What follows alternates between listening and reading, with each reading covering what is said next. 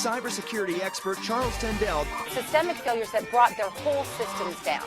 Charles Tendell, he's a certified ethical hacker. Your emails, it turns out, are not nearly as private as you think.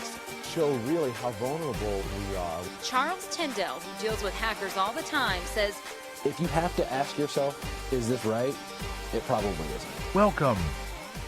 Welcome once again here to the Charles Tendell Show. You know who I am and you know what I'm about. If not, you know where you're going over to thecharlestendellshow.com. And while you're there, do the thing. Like, subscribe, share, and do all that other fantastic stuff that you do online over at thecharlestendellshow.com. Now, if you're dialed in on New Bern's News Talk 103.9 FM, almost said the old call lines, but it's not. It's 103.9 FM. It is Tendell Tuesday, and it is 8 a.m. in the city of Bears. And it is a beautiful 58 degrees outside. So welcome in here to the Charles Tendell Show. This is my little hour to talk about the things that matter to me, and I get to enjoy and engage with the people here in the city of New Bern. So if you guys are new and you don't know where to do it, go over to the Charles Tendell Show or join the Facebook group New Bern Live. Get involved with that one.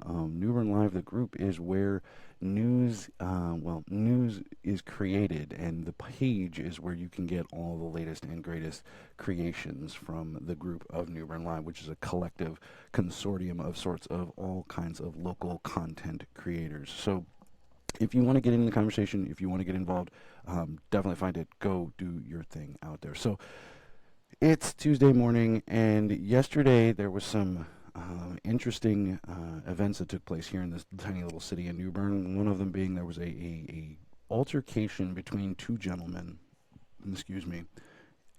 out in front of the Marine Federal Credit Union on Highway 70. And there was a lot of great coverage. Shouts out to WITN, Lauren Arnott, also on this station, 103.9 FM. She does the morning news, so we get the morning news read from her. You may have actually heard it as we were coming in from the commercials there here on the Charles Tendell Show. But if you weren't around yesterday to hear what was going on, the shooting was between two people who had a previous history, and apparently even the sheriff knew about it. You know, these two guys had a history of arguing, a history of fighting, a history of bickering, a history of whatever it was, and it culminated in one man getting shot and getting taken to the hospital, and another man probably, we'll find out. He might be going to jail, he might not be going to jail, but the idea of how this all took place and how these two guys came to be where they were and came to inflict this kind of damage or this kind of harm on people was just unreal. You know, it was, we live in a world, and it hit really close to home because I had literally just walked out of that bank. So I was at the right place at the right time to be able to see it or to witness, not even witness it, because it was just, man, I was like behind. I wasn't standing right there when it all took place. But these two guys, whatever it was, whatever this all started at, became important enough for them to pull a gun, right, and for one guy to get shot in America, And it's not shocking to me that we're at that point where, it's not shocking that it happened, right? What shocks me a little bit is that we live in a country now where that's the solution, And there's this growing conversation out there around, and anybody who's listening to this or who watches this later, there's this growing conversation around how we got here, right? The level of violence and everything else. And there's a lot of blame that goes around. People want to blame the guns. People want to blame opioids. People want to blame the president. People want to blame all sorts of really out there things without really kind of pointing the finger internally. And the breakdown that we are seeing in our society is a direct result of nobody caring anymore, right? Nobody values anything anymore. It's all trying to get from one point to another point to be able to just kind of survive or just be angry or offended. And that's definitely something I want to talk to you guys about, because this level of offense that we're seeing in the world has gotten to the point now where people are offended of some of the dumbest things, and I don't really know what the shooting was about. I have no idea what it was all about. All I know is that the person who did it, right, the people who did it, felt strongly enough about whatever it was to potentially take somebody's life, right? And you can blame the guns, you can blame, hell, everything else but the two people involved. But what would have happened had, or I mean, maybe I'm assuming too much. Maybe there was not an opportunity, or maybe they did try diplomacy, to discuss it with one another, to figure out what was going on before they actually went shooting up one another and tearing up stuff and trying to kill one another, right? Maybe they did try and work it all out in sort of a civil manner, and I'm just, I'm at that point now where, hey, they tried this, it failed, and it kept going. But I really find it hard to believe, because I was taught that you can exhaust all resources. Every piece of something, every setup of something, you can go to great lengths before you go to an extreme on almost anything, right? You can do this. And if you do it right, there's no reason why something like that should escalate to violence. Now, again, I don't know what they were arguing about. I don't know whether it was something trivial. I don't know whether it was something important. I don't know whether it was something, clearly it was important enough to pull a gun on somebody about. But I wonder if it could have gone differently, and how we can stop it. Because I know that it is definitely a destabilization. People are at odds with everything, right? They want to be offended by everything. We want to be offended by everything. We want to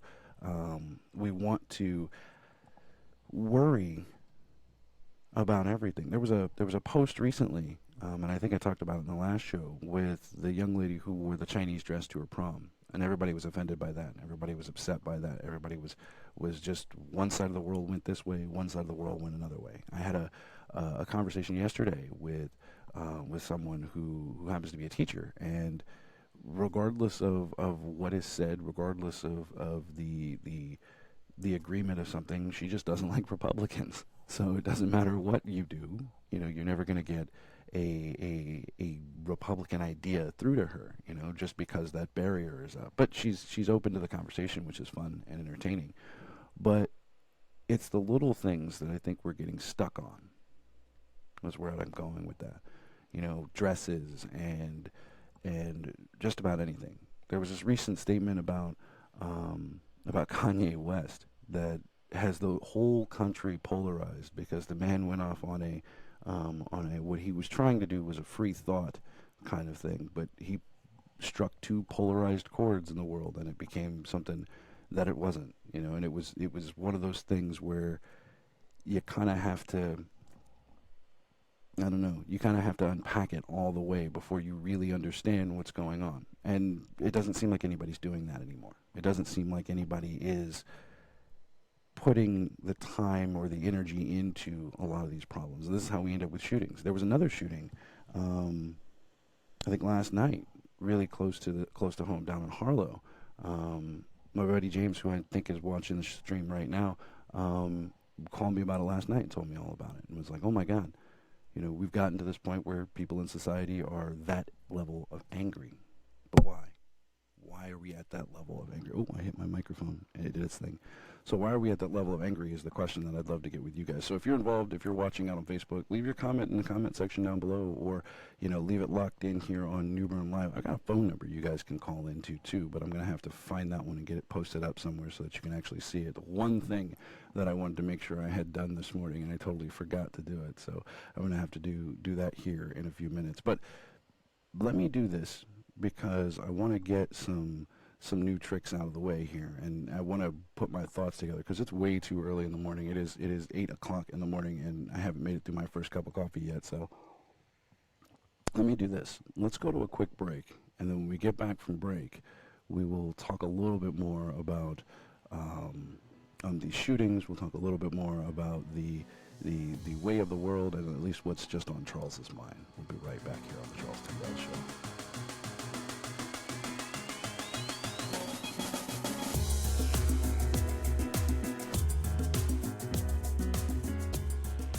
What's going on, guys? Welcome back one more time here into the Charles Tendell Show. It's really early in the morning and we're getting started here on the show, and I'm trying to formulate my thoughts and get everything put together for you guys. And I opened up the phone lines because I don't know if you guys know this, but there is actually a live component to my show. So if you got questions, 919-887-7057 if you want to get involved in the conversation. And starting off this morning, we're working on a lot of different things in the world. And while a lot of people wonder, hey, Charles, what are you doing on your day job? I work with a lot of people around the world and help them with their technology problems and help them with their life problems. And in this particular case, we got Jennifer from, it looks like London, who's calling, and she's having an issue with her husband and social media. Good morning, Jennifer. Welcome to the Charles Tendell Show.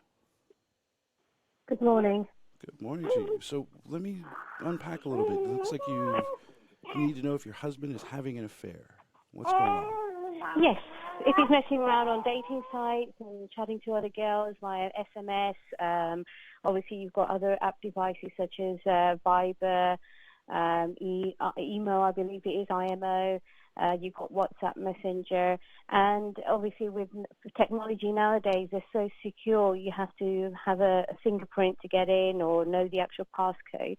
All it is, I don't want to really know the contents. I just want confirmation. Is it possible? I mean, I've discovered many websites that say they confirm to me that they can do it. They can put a tracking device on his mobile, and that will allow me to gain access to calls being made, be able to retrieve his messages or visualize the messages in and out of his phone, also be able to read any deleted messages.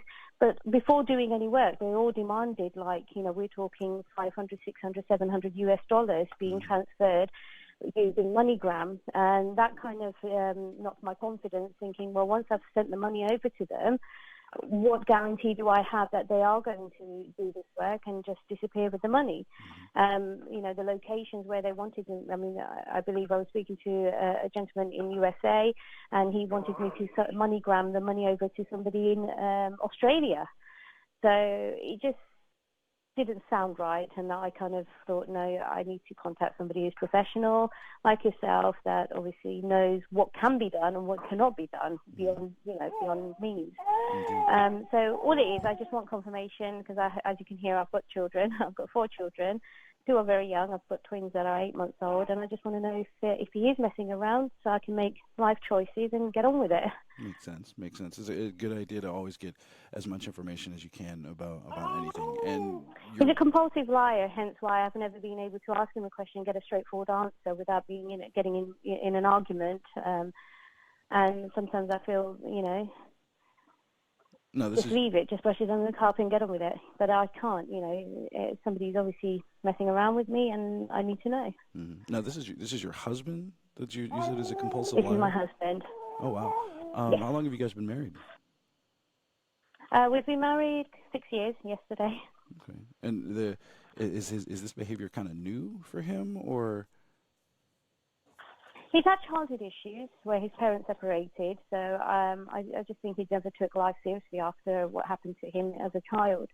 Messed around with multiple girls, and just I think he's a bit of a womanizer. He likes being boosted by women, and obviously with me, he got that at the beginning, but when you've got a house to run, a job to do, and also look after 4 children and make sure dinner's on the table, you kind of, I don't have the time and energy to boost his ego. So I think he just likes messing around, and he just likes continuous attention from new girls, and he gets bored and he moves on to the next one. That's what I feel. Wow. Yeah. I mean, after the amount of time he never had a invested. stable childhood. I think it's just he I don't know. There's obviously psychological issues he suffers with, and I've asked him to get help, but I think he needs to accept that he has issues, and I think what it is now affecting the family. Wow. Well, something needs to be done. I need to get on with it. So let's back up a little bit. So you've already been to a bunch of other people, and you're doing right. Most of the people who are going to tell you they can hack his phone or hack into his account or hack any of that other stuff, and then they're asking for Bitcoin or Western Union. Complete scammers, every last one of them. Most of the time, you're going to get pretty much nothing.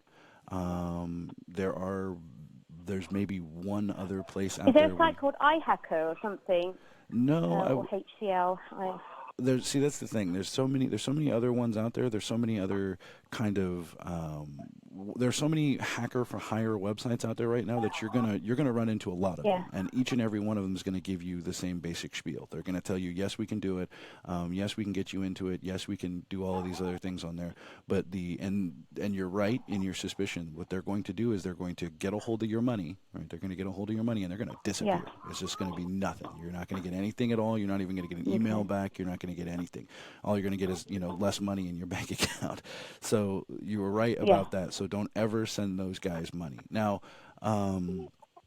what you're looking to get done, it's not really getting. No, you want to get into his social media accounts. You want to be able to read that information, right? That's what you're after?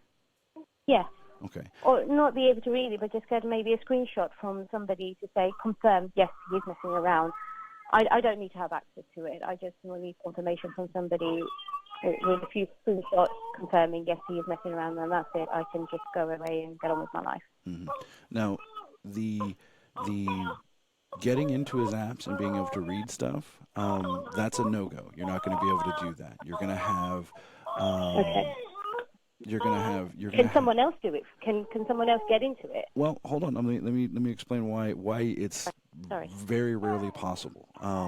Most of the time, these applications that you want to get into, Facebook, WhatsApp, Tinder, all the dating ones, you're not the first person that's tried this, and these apps have a lot of security where they're trying to. Your little one's having a good old time there. Where they're trying to protect user data. So there are a lot of barriers between you and being able to achieve that technically, where the number one way you're going to be able to do this is just getting a hold of the phone for 45 minutes to an hour with the passcode on it. And any type of software that you might want to get that'll get you a screenshot or something like that is going to require that same level of access.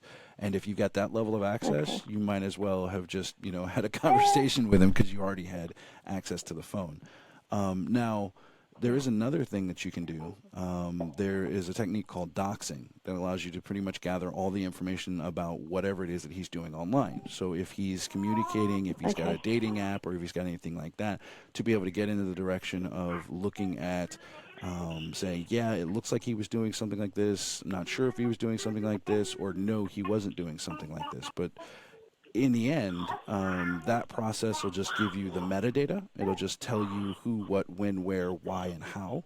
But you'll still have to kind of draw your own conclusion as to, yes, he is indeed cheating on me, and if it walks like a duck and talks like a duck, it's kind of a duck.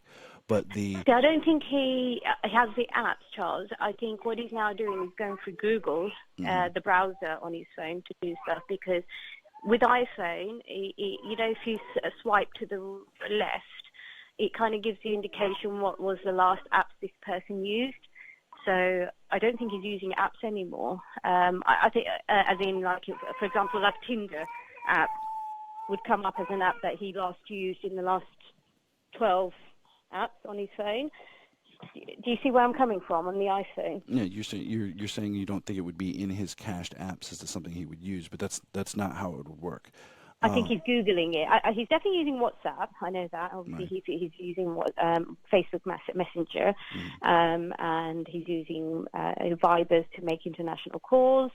But obviously, without having access to this device, I can't get into it. However, like the dating sites, or I think he'll be going through the Google app, the Google browser on his phone to be able to get into it, because if he downloads, for example, Tinder, that app will then be saved on his phone. Whereas if he uses it, let's say in 10 minutes ago, if you swipe left on the phone, it will give you 8 apps that were last used, like Siri suggestion on the iPhone. Yeah. So that's my other concern. I think he's now maybe accessing those sites via the browser, rather than downloading the actual app to his phone. Well, that's what I mean. So even with access to his phone. So that could be done by doxing. Right, because he's still interacting with the internet. He's still going to have some sort of profile out there. He's still going to have some sort of information out there. But that brings us to another potential roadblock for you, right? If he is actively evading you, if he's the type of person that is actively worried about being tracked or anything like that, he's going to go to great lengths to be able to prevent anybody from being able to find out that information. You know, dummy accounts, second email accounts, so on and so forth, information that we wouldn't be able to get from anywhere other than him. So there's not going to be a whole lot of data you're going to be able to get from that, or behavior you're going to be able to see with that, or anything like that. Now, with the way this is all going, with how it's all worked out with you guys so far, have you brought this to his attention? Have you asked him, and he's just flat out lied to you and told you no? I have. Yes. He says later listen now. Hello? I'm here. So he just leaves you out there. He just says no, nothing's happening, nothing's going on, so on and so forth. Now, does he know that you're at the? It's either get red caught. Mm-hmm. No. No. So. Okay. I mean, the fact that you're at this point, you know, you're here to you're trying to get into all of his data and get access to all of his stuff. That's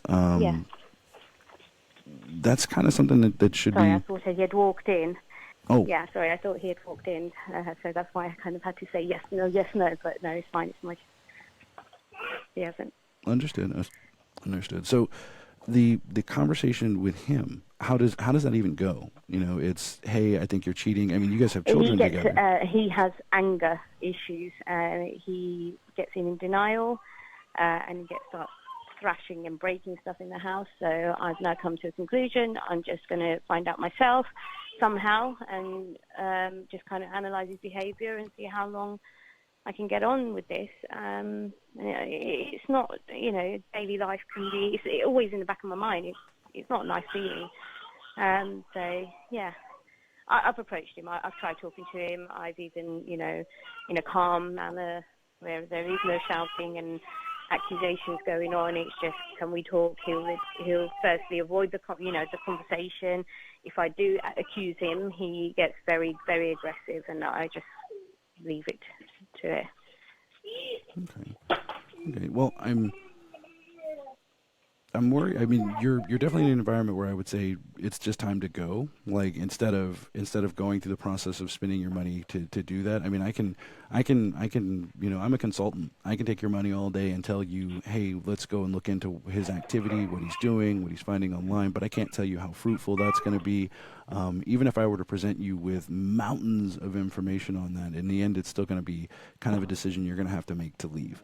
Of course, yeah.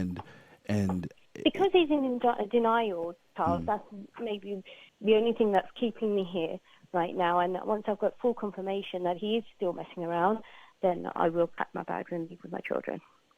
Okay, but I mean, with everything else stacked up, why do you need confirmation that he's cheating to leave, if you don't mind me asking? Because if he wasn't, and it was just me trying to get over what he did in the past, and he did genuinely change. Obviously there's the lives of the 4 children that they could have had a family, the regret.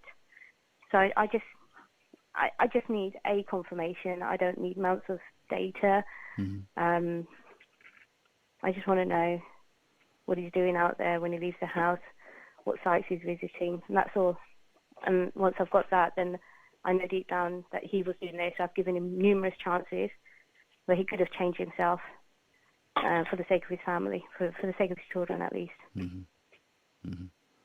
But if I walk away and, he has maybe changed and I just can't get over the stuff he's done in the past and I misjudge him, that's the only thing that's keeping me here right now. What if he has changed and he's maybe not doing it, maybe he's doing other things, but I'm portraying it to be the wrong stuff he did previously. Okay. Well, Again, doxing is probably the only way you're going to be able to get that kind of information. WhatsApp is definitely something you can look into with the who, what, when, where, and how he's communicating with someone. You can see if he's using video, if he's using audio, or if he's just, on a call or sending a text message kind of back and forth with someone, and you can probably identify a person of Can you interest see that the way. contents? Nope, you will not be able to see Yeah, the content. can you see the contents of the text? Nope. Mm-mm. Okay. That's a technological How much would you charge limitation. for that then? Well, doxing usually How much would you charge? doxing depends on kind of the situation, and it's not something that I usually go over on the air because it's one of those things where it's more unique to you, and I'd have to look at a lot more information from him or about your husband in order to do all of that stuff. But I'll tell you what, we're about out of time on this one, so we're going to go to a break here in just a second. But what I'll do is I'll hold you on the line, and we'll talk about it after line, and we'll get back to it when we come back. Okay, thank you. All right, so hold on just a second for me. We will get right back to you. So there you go, guys. We're going to take a quick break here on the Charles Tendell Show. I'm going to talk to Jennifer offline and see what that all looks like in terms of how we're going to solve her husband issue. But don't go anywhere, guys. Here on the Charles Tendell Show, we'll be right back.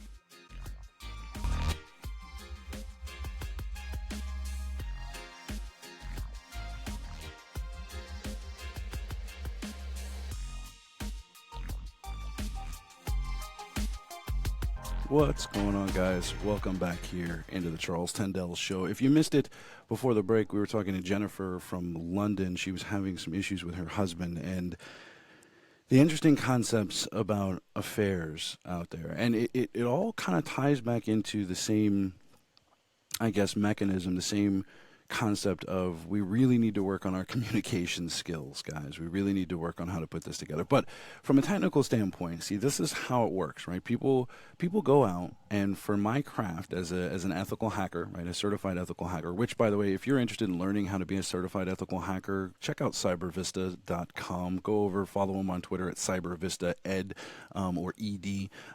Thursday nights here in the Charles Tendell Show, right after the 5 o'clock show, I actually teach a class on certified ethical hacking. So if you're interested in becoming a certified ethical hacker or having a career change, go check out CyberVista and use promo code CT500 and get $500 off any CyberVista course out there. And if you guys are interested and you want to learn more, hit me up. Go over to charlestendellshow.com, drop me an email, or find me on Facebook, The Charles Tendell Show. And if you're in the city of New Bern and you want to get involved and you want to see it, definitely check out New Bern Live and get involved in that conversation. And while you're at the New Bern Live website, right, while you're at the New Bern Live website or the New Bern Live Facebook page, check out some of the other people in our fantastic little city who's making a lot of great content out there. You got Mondays with Asked and Answered and Chris Orman out there. Had a really good show yesterday with Eric Queen. By the way, today is the last day to vote, so if you haven't gotten a chance to do it, or you aren't available to do it, or you don't want to do it, or you haven't gotten whatever excuse you've got just isn't good enough, today is the last day to get out there and vote for your local elections if you're trying to figure out who's going to state senate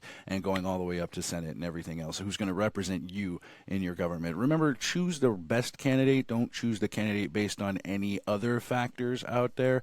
Find the best candidate for whatever it is that you're looking for and get involved and vote and get engaged. But if you want to check out more stuff, check out the New Bern Live Facebook group, the Facebook page. The group is where news is created. The page is where that creation comes to life. Check out, like I said, Asked and Answered on Mondays, Tendell Tuesdays here on the Charles Tendell Show. You're going to get Wednesdays with Wendy Card and the New Bern Now podcast for New Bern and beyond. Thursday morning is Morons or Men on Radio offering nonsensical solutions. Seriously, you need to watch that one. And then we round out your week at the end of the week on Friday with all things happening in the city or city at City Hall with City Talk with Lee Bettis and Sabrina Bankel right here on New Bern Live. So get involved in that conversation if you want to do it. But the whole portion of the way it works for my particular little hour for the Charles Tendell Show is, in my world, a lot of people have this idea what hackers can do, right? What hacker means, who hackers are, who hackers can be as a person. And 9 times out of 10, it's the fat guy or fat kid sitting in his mom's basement wearing a hoodie. No visuals there. I'm not in my mom's basement. I own my studio. Thank you very much. And I do enjoy hoodies. This one just happens to be my favorite iSecure, official hacker hoodie that you see in all my other pictures out there. So, whatever. If you've seen me in person, I just hang out and do what I do. I can dress up when I need to, but I'm comfortable understandable, but that's not what it means to be a hacker. And we're not all bad guys, right? Now, in Jennifer's case, she ran into a lot of people out there who are taking advantage of the Mr. Robot era, right? The technology era, where we can hack the crap out of anything, because we can, right? There's not a piece of technology that we can't figure out a way to get into. It's all about time, effort, energy, the amount of people we can bring onto it, and in the end, how much money it's going to cost to actually get it done, or how much resources it's going to cost to be able to get anything like that done. So it's not impossible, but for most people, it's not going to happen before the end of an episode, and it's not really going to be what you think it's going to be. And like Jennifer's case, she wanted to get into to her husband's everything, because she feels like her husband is cheating on her. She feels like she's got all these different things there. Now, on top of the fact that she's got so much, right, so much stuff that is just like, you should go, I understand the situation that she's in, right? I understand the heartstrings. I understand the emotional attachment. I understand the connection there, and I get it, right? But there are little people involved. You heard the baby crying in the background, and there are small people involved. And while they're small, and they're not really, there's not really a whole lot. They're resilient, though. They're pliable. They're flexible. They can grow beyond whatever nonsense their parents put into them up until about, I want to say, 8. Then they start actually assimilating things, and their personalities begin to form, and those personalities are based on the personalities of the people around them. When you really start to screw them up at that point, it's going to be at some point that they need to stop considering their relationship and start considering the children's relationship, right? How this is going to impact the next generation of people under their roof. But that's a personal thing, in my opinion, there. Now, she could work through that process. And like I said earlier, before I had actually finished my cup of coffee, which I'm about there, shouts out to Black Rifle Coffee Company. If you guys aren't drinking it, you're wrong. Veteran owned, veteran operated, all fun stuff. It's kind of, if you're a veteran, get on it. But the idea that people get to the point of not communicating, right? Like I was saying earlier this morning, people get to the point where they go to these extremes is very easily mitigated, right? For her case, the technology would have gotten her more results, more information that basically confirmed whatever bias she already had. And that's the way our technology works nowadays. That's the way all of our information works today, right? The algorithms, Facebook, Spotify, which, by the way, if you like the Bumps music out here on the Charles Tendell Show this morning, there will be a Spotify playlist over on the CharlesTendellShow.com, and you can actually see some of the music that comes in here because, it's what plays in my head quite regularly. So if you're interested, the CharlesTendellShow.com, Facebook, Newburn Live, so on.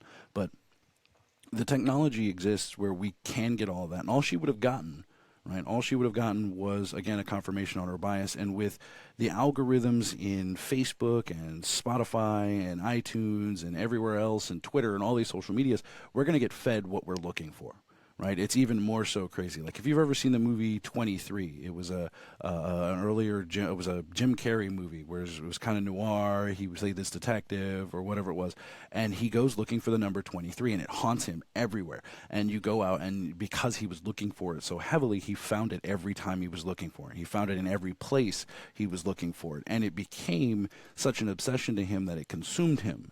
Go watch the movie. It's pretty good. I don't know if it's on Netflix, but if it isn't, go find it. It's a good movie. It's called The Number 23.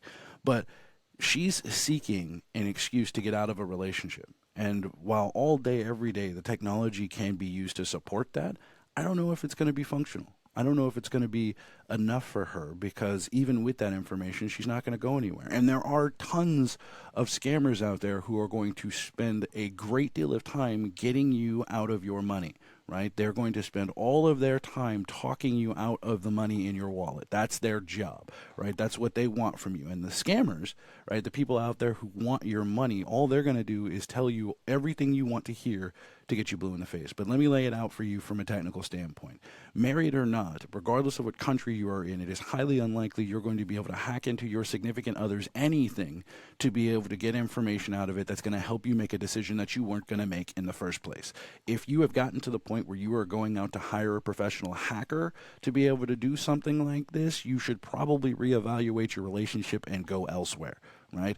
Have the conversation with your person and don't come along and just want to waste your money, right? Your money on things that aren't going to give you the ability to make the decision, because that's not going to be there. It's not going to be there at all. So that's it.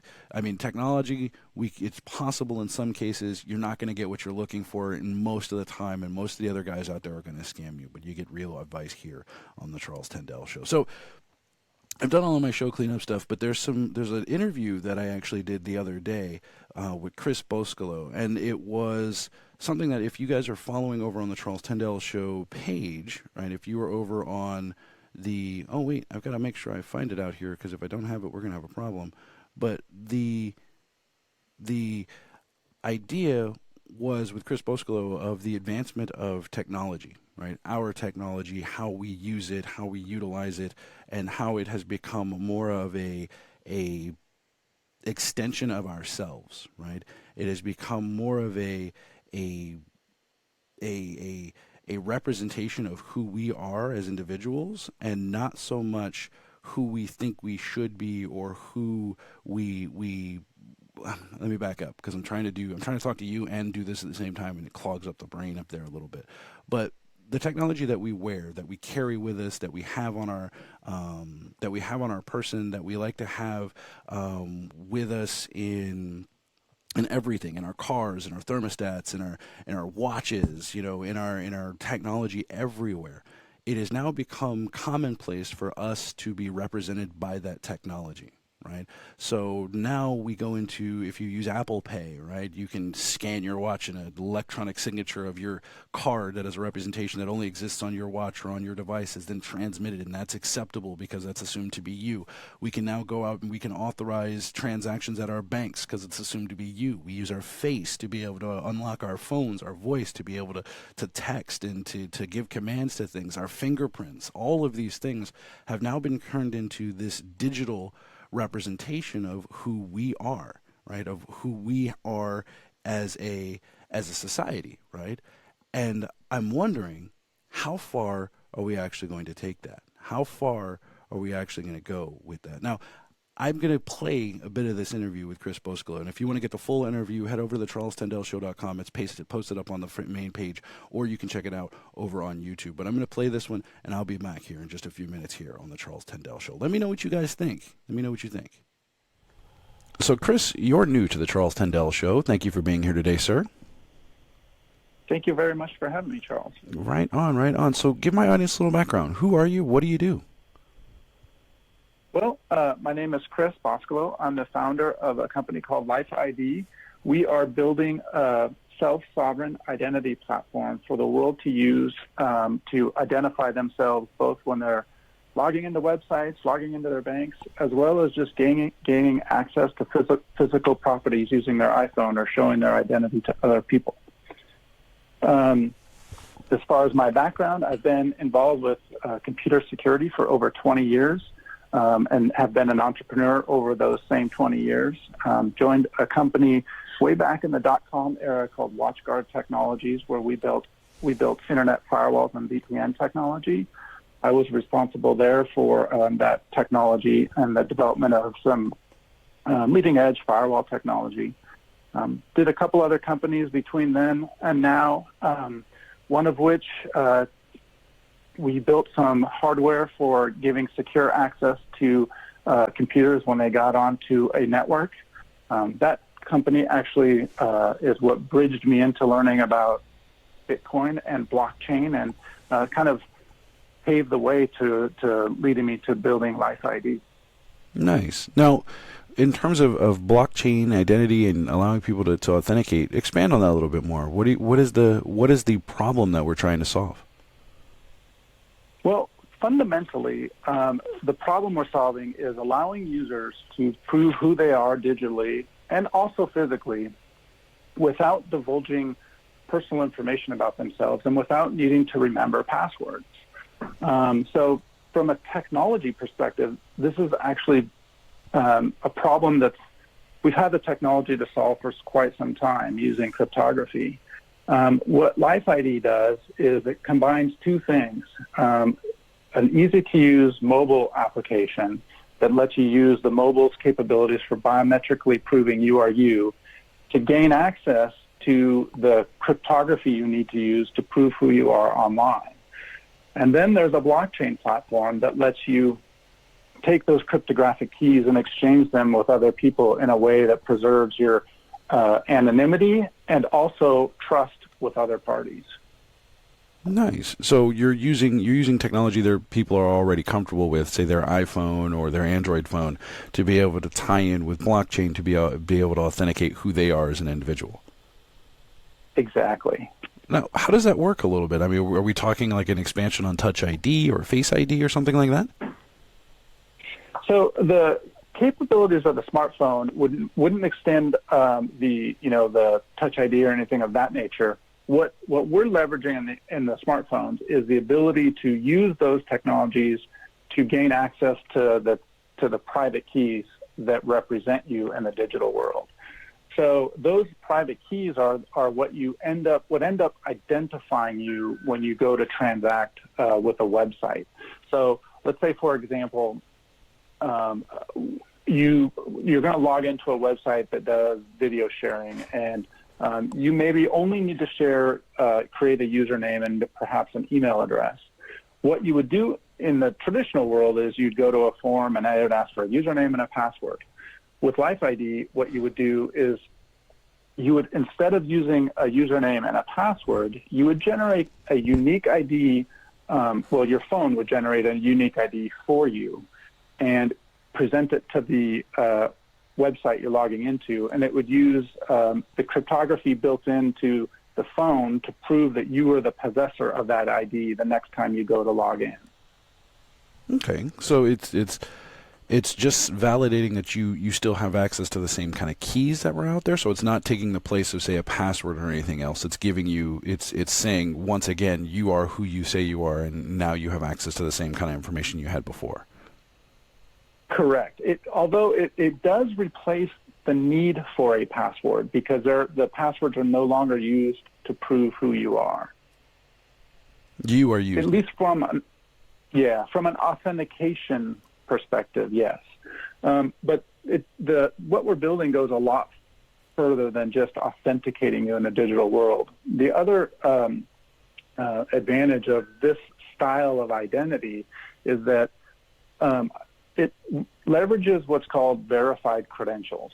And verified credentials is an idea that somebody, let's say an employer has an employee working for them. The employer could generate a verified credential that signs the employee's unique identifier to say they are indeed employee of ours. And they then give those verified credentials to the employee. Let's say the employee is going to fill out a rental application for an apartment. When they go to fill that rental application out, they will, and let's pretend that it's a web-based interface. They will go to a web-based interface with that rental company, and instead of passing on a letter that they received from their employer saying that they're an employee, they would pass on this cryptographically signed verified claim from the employer. In addition to just claiming that the individual is an employee of that company, it may also use some technology called zero-knowledge proofs to prove that the person that's presenting this claim to the rental company earns an income over, say, X dollars. Perhaps the rental company requires for that apartment that you earn more than $1,500 a month. So the person showing the credentials to that rental company could send them a proof that the employer has signed saying, indeed, their income is greater than $1,500 a month without actually revealing their actual income. So that's the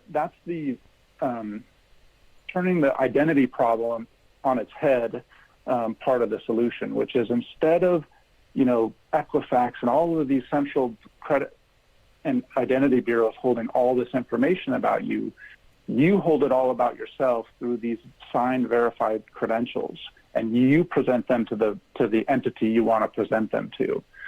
And it uses cryptography to prove that those credentials, it did indeed come from the entity you said they came from. Okay. Now, in the same concept, like if I were a student and I wanted to be able to verify some transcripts or something, and we were using your tool, I would be able to say, here are my transcripts, here is the electronic signature or electronic verification from Umpty Smunch School. This is my ID, and that would have to be something that would be classified as valid because of the way the checks and balances would be done otherwise. So it depends on a trusted relationship between you and the verification authority, I guess?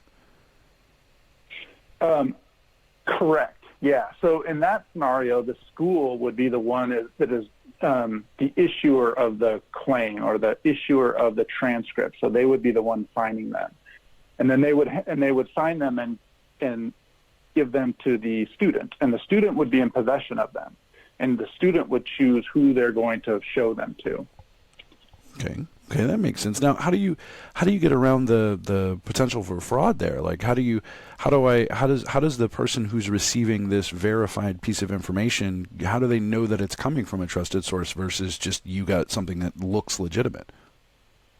Yeah, that's a great question. So the verifying party, the one that's validating this information, they do need to be certain. They have to ahead of time have a business trust relationship with the issuer of the credential. Mm-hmm. So, for example, if it's a university transcript, the verifier would have to trust that university exists and have a trust relationship with them. They would be able to go to the Life ID platform, to the blockchain, to look up the university's public identifier that they push for the whole world to confirm that the public keys used to sign those transcripts are indeed the ones that are possessed by that university, so that somebody couldn't fraudulently impersonate the university unless they were able to possess the private keys used by the university to sign those transcripts. Okay. So as long as the person who is requesting some sort of validation has a previous relationship with, say, the university or the credit agency or something like that, in the example you gave of being a rental application or something like that, in order for them to be able to capitalize on this, they have to have a trusted relationship with the previous party. Yeah, or at a minimum, it doesn't have to be a pre-existing relationship, but they would have to confirm the trust. They would have to confirm that trust relationship. In the rental example that I said before, and I've been through this a couple times with employees, and so I'm aware of, they come to me and they say, we need a letter that says I'm an employee and I earn this amount of money because I'm going to go apply for an apartment. The apartment company probably prior to that application had never heard of our company that signed that letter. So when they receive the letter, they have to make a business judgment call to, do I want to trust that this company is real and that this is a legitimate thing? So what they would do is they would go look it up on the blockchain to see information about that company, and it might have like their URL, their address, and they could do other things to fact check that company is indeed the one that signed that employment verification. But that would be a business trust relationship that might have to be established at the moment the transaction is happening. Okay. So let's unpack a little bit of the technology. Now, there's mention. I mean, I've got in my notes that this works with blockchain. Where does that come in? Yeah. So, let's start off. Are you familiar with PGP and how this is the old technology, but how people used PGP to send encrypted email to each other? Mm-hmm. They exchange their various keys, and there has to be either a key authority involved, or I'm going to give you my keys to be able to show you in real life that I am who I say I am, and from that point, the software does what it needs to. Exactly. And so PGP, these building blocks for this what we call self-sovereign identity have actually been around quite a while. And the piece that has been missing to allow us to use this cryptography to develop an identity solution that from the ground up can be trustworthy is an ability for us to coordinate the use of these public identifiers.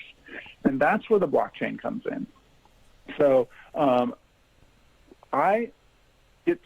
to generate my own identifiers. And the other difference with PGP is that with self-sovereign identity, one of the things we do is we don't generate just one identifier that we exchange with the whole world, but we will generate one for each relationship we have. And the reason we do this is to minimize the amount of correlation that could be done by the parties we give these keys to. If it's a public identifier, that's not a big issue. Like, for example, a company's, you can think of as a public website or SSL cert for that company, but it only needs that one identifier. But for a private individual with many relationships, they would want to potentially generate many unique identifiers that they give to each one of those organizations. So if someone were to break into all those organizations and compare the data of who's logged in, there would be no correlation of identifiers from one individual across multiple organizations. So the part the blockchain helps with then is the ability for us to coordinate turning those identifiers into the actual public keys that represent that person. And so there you go. Guys, if you want to get the rest of that interview with Chris Boscolo from lifeid.io, head over to the CharlesTendellShow.com. Check it out in the Charles Tendell Show Facebook page, or head over to the YouTube page. It's I think it was uploaded to the air yesterday. But since we are about out of time, you can get this and all the other shows out on Newburn Live. You know, you can find it at Facebook, Newburn Live. Whew, man, I'm out of shape. Had to run up and down the stairs during that whole interview thing, but man, it was fun. Anyway, remember, Newburn Live, Monday is Ask and Answer with Chris Orman. Tuesday is Tendell Tuesdays right here on the Charles Tendell Show. Wednesday is all about Newburn here and beyond with Newburn Now and the podcast. Thursday are those crazy morons out there, and if you want to get involved in that one, definitely become a mofo. Go get involved with Morons or Men on Radio offering nonsensical solutions. And then Friday morning, everything and anything happening down at City Hall with City Talk with Lee Bettis and Sabrina Benkel. Now, if you want to get news in between that, you want to get filler in between that, you want to make sure you know what's going on, check out what's going on with the Newburn Post at newburnpost.com. Just saw something else come up here recently about the alderman meeting this evening, so definitely get out there. I think it has something to do with our taxes. But that's it, folks. I'm out of here on the Charles Tendell Show, and I will see you tomorrow.